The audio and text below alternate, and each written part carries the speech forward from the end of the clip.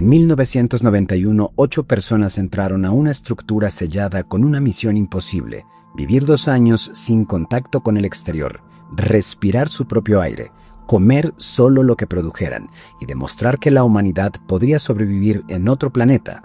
Esto fue real y se salió de control. Soy René Baldo y esto es Atrapados en el Tiempo.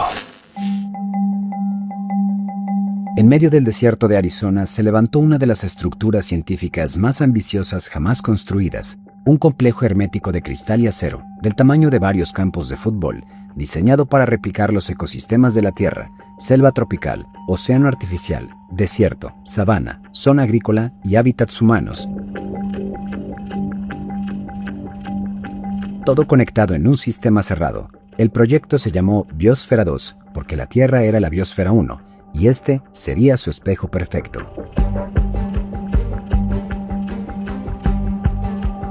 La idea era simple y aterradora al mismo tiempo. Si la humanidad quería colonizar otros planetas, primero tenía que probar que podía crear un ecosistema autosuficiente. Nada podía entrar, nada podía salir. Aire, agua, comida, todo debía reciclarse dentro. Si algo fallaba, no habría rescate.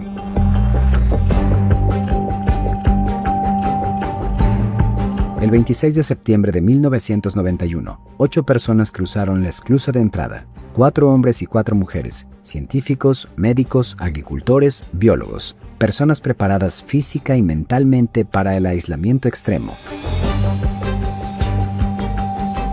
Afuera quedaron familias, periodistas, cámaras. Adentro, un mundo sellado que debía sostenerlos durante 730 días. Los primeros días fueron eufóricos. El sistema funcionaba, las plantas crecían, el océano artificial se veía estable, los cultivos comenzaban a producir, cada respiración era reciclada por la vegetación, cada gota de agua volvía al sistema. Desde fuera, Biosfera 2 parecía un triunfo absoluto.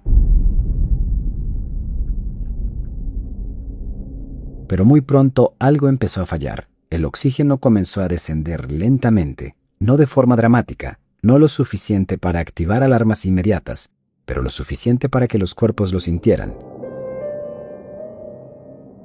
Dolores de cabeza constantes, fatiga, dificultad para concentrarse. Los biosferianos no entendían qué pasaba. El sistema estaba diseñado para mantener niveles estables, pero el aire se estaba empobreciendo.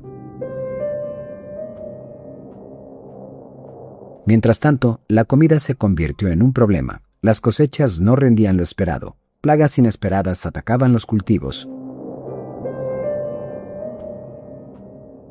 Insectos que no estaban contemplados en los modelos comenzaron a dominar el ecosistema. Las hormigas y cucarachas prosperaban. Otras especies clave para el equilibrio desaparecían.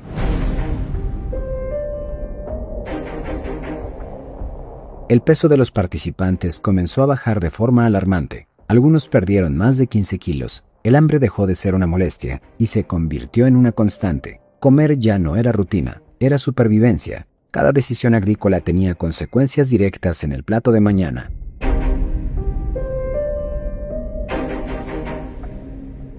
El encierro empezó a pasar factura psicológica, sin ciclos naturales normales, sin estaciones reales, sin viento auténtico. El tiempo se volvió extraño. Los días se alargaban, las noches no descansaban igual. Las discusiones comenzaron a surgir por cosas mínimas. La tensión no venía de afuera, venía del aire, del silencio, de la certeza que no había salida.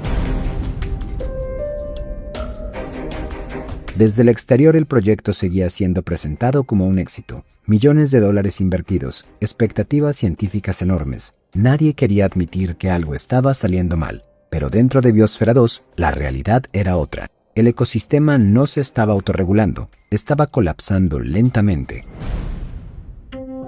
El oxígeno siguió cayendo hasta niveles comparables a vivir a más de 4.000 metros de altura. Algunos participantes comenzaron a tener problemas cognitivos serios. Tomar decisiones simples se volvió difícil. El cuerpo humano estaba funcionando en modo de emergencia constante. Y entonces ocurrió lo impensable. Para evitar una tragedia, desde el exterior se tomó una decisión que rompía la premisa central del experimento. Se inyectó oxígeno al sistema, no de forma pública, no como anuncio oficial. Se hizo discretamente. Biosfera 2 ya no era un sistema completamente cerrado.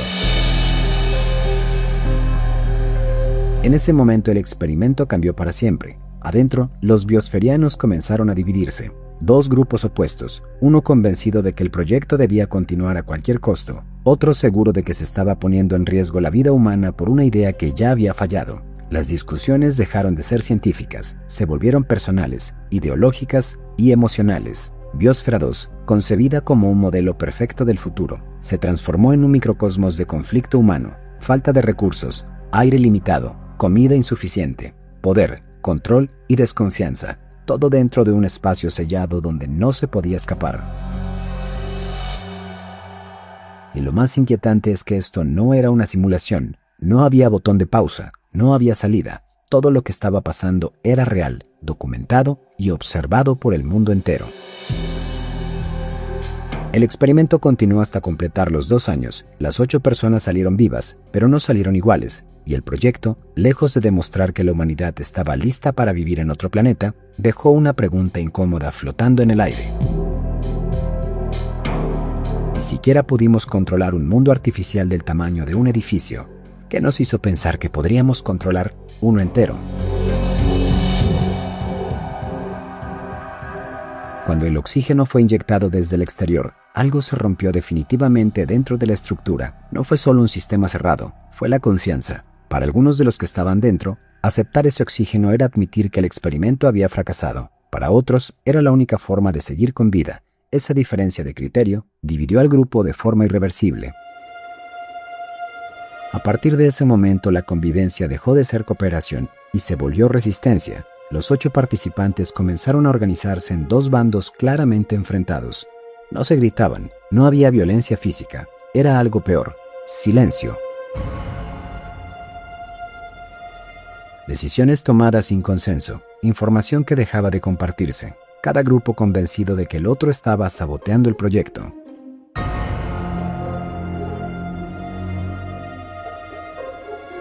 El trabajo diario se volvió un campo de batalla invisible. Cosechar, reparar, medir, registrar datos, todo se hacía bajo sospecha. El cansancio extremo y la falta de oxígeno habían deteriorado la capacidad de diálogo. La mente no estaba diseñada para sostener ese nivel de estrés durante meses sin escape. Mientras tanto, el ecosistema seguía colapsando. El océano artificial empezó a acidificarse, el equilibrio químico falló y grandes cantidades de organismos murieron. El arrecife, uno de los grandes orgullos del proyecto, se deterioró rápidamente. En la selva, muchas especies vegetales no sobrevivieron. El suelo perdió nutrientes. Lo que debía autorregularse se volvió frágil y dependiente de correcciones constantes. Afuera, la narrativa seguía siendo optimista. El proyecto era presentado como una hazaña científica, pero internamente los datos mostraban otra cosa. El sistema no estaba fallando por un solo error, estaba fallando por acumulación, pequeños desajustes que sumados hacían imposible el equilibrio.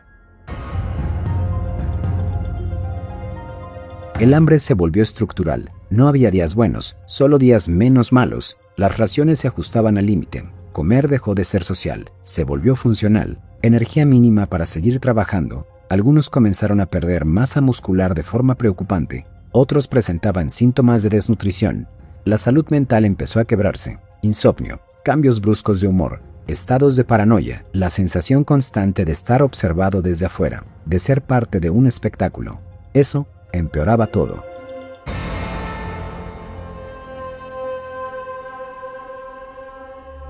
No eran solo 8 personas encerradas, eran 8 personas sabiendo que el mundo entero esperaba que funcionaran. El conflicto interno llegó a un punto crítico cuando se hizo evidente que no todos compartían la misma versión de lo que estaba ocurriendo. Para un grupo, Biosfera 2 seguía siendo una prueba válida, aunque imperfecta. Para el otro, se había convertido en una simulación manipulada, sostenida artificialmente para no admitir el fracaso. Cuando finalmente se cumplieron los 2 años, la salida no fue un triunfo. No hubo celebración real, no hubo sensación de victoria. Los participantes cruzaron la esclusa con cuerpos debilitados y relaciones rotas. El experimento había terminado, pero las consecuencias apenas comenzaban. Poco después, la comunidad científica empezó a analizar los resultados con más frialdad. Las críticas fueron duras. Se cuestionó la metodología, la falta de controles independientes, el diseño del sistema, la toma de decisiones. Biosfera 2 pasó rápido de ser la promesa del futuro a convertirse en un ejemplo de advertencia. El golpe final llegó cuando se hizo público que muchos de los problemas habían sido conocidos desde etapas tempranas, pero se decidió continuar para no tener financiamiento ni credibilidad. El experimento no había sido solo científico, también había sido político, mediático y económico.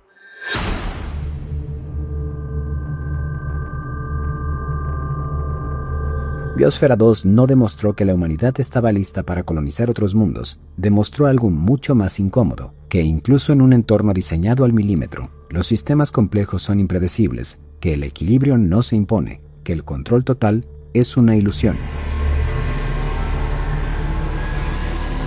Hoy, la estructura sigue en pie. Se utiliza para investigación, visitas y estudios académicos, pero su historia original permanece como una cicatriz, un recordatorio de que no basta con tecnología avanzada y buenas intenciones. El factor humano, con sus conflictos, egos y límites, siempre entra en juego.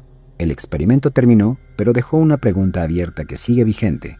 Si 8 personas con recursos limitados y bajo supervisión constante no pudieron sostener un mundo cerrado durante 2 años, ¿qué dice eso sobre nuestra capacidad para escapar de este?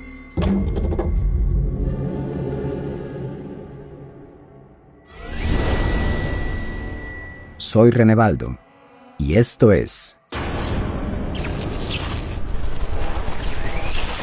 Atrapados en el tiempo.